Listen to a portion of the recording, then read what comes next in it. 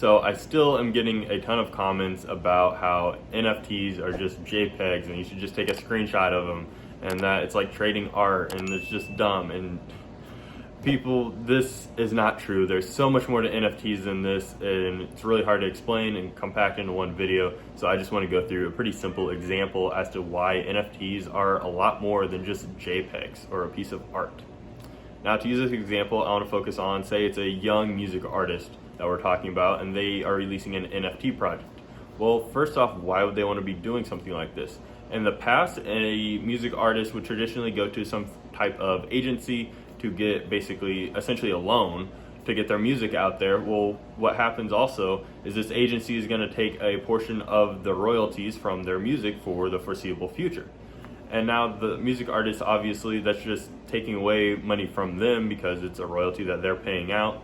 And from what I've heard, is it can be substantially high. And obviously, they're not going to want that, so they're going to want it to keep as much for themselves so that then they are reaping the rewards of their work and their effort.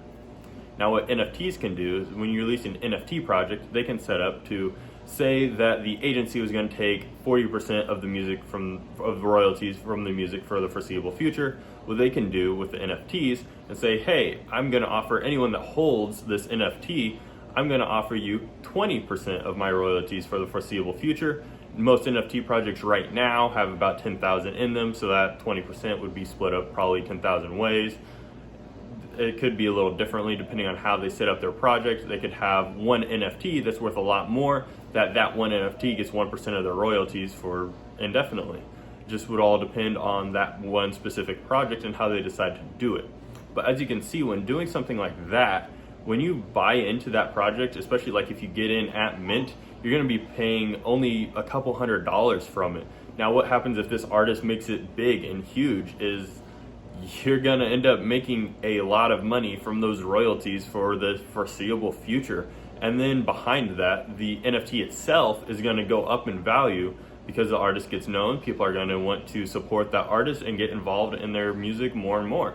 So therefore, the NFT itself will become more valuable, and you'll still have the royalties from the NFT coming in. Now, at that point, the NFT is much more valuable to the holder than it ever would have been to the artist. But the reason the artist does this is because it helps them out in the beginning when they're just getting started. It's essentially like a way of fundraising.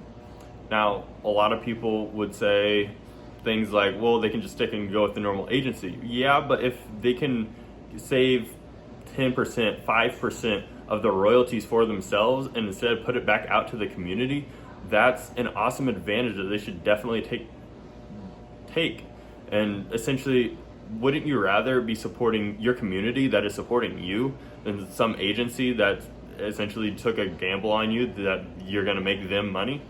It's like, I'd much rather support my community than support Fortune 500 company. And I know a lot of artists would love to do something like that, and it just helps with engaging in the community a lot more. And it's just an awesome opportunity and an awesome experience for everybody involved. So that's just kind of my quick example as to why NFTs can be a whole lot more than just a JPEG or a screenshot. I want to make sure and thank everyone that has commented, liked, and subscribed. It really means a lot. It really helps this channel grow. Thank you so much, and I'll catch you guys in the next episode.